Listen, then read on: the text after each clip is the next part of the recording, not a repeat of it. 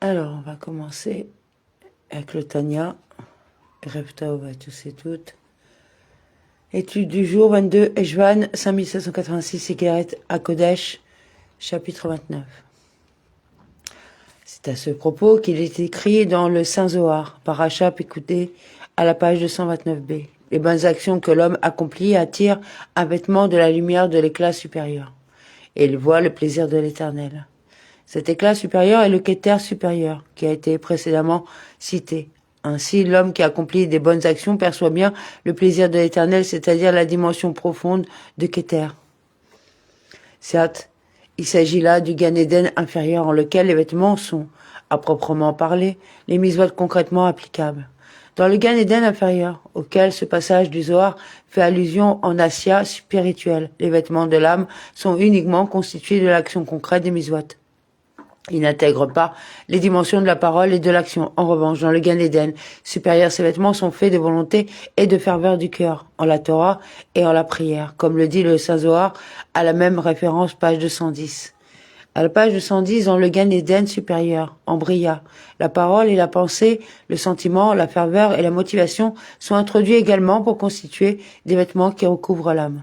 Cette ferveur est celle que l'on éprouve en se consacrant à la Torah pour son nom, par amour de Dieu.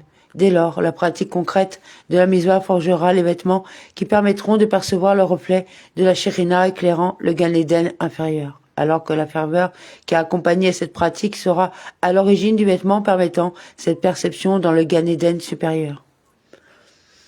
Et la mitzvah d'étudier la Torah fait également partie de ces commandements que l'on met en pratique d'une manière concrète, puisque le fait de bouger les lèvres est une action concrète. C'est l'avis de Rabbi Yohanan dans le traité Baba Metzia 90. Mais il en résulte que cette mitzvah que l'on met en pratique par la parole et surtout par la pensée n'en intègre pas moins l'action concrète et peut, de ce point de vue, fournir les deux formes de vêtements de l'âme qui viennent d'être définies. Et la pensée n'est pas comparable à la parole. Selon les traités Berarot 20b et Sanhedrin 65a, ainsi la parole est plus matérielle que la pensée. Malgré cela, nos sages considèrent que l'étude de la Torah, activité intellectuelle faisant intervenir avant tout la pensée, ne peut cependant pas se passer de la parole. Or, une relation vient d'être établie entre la parole et l'action puisqu'il est nécessaire de bouger les lèvres. On verra les lois de l'étude de la Torah de l'Admour Hazaken, chapitre 2 au paragraphe 12.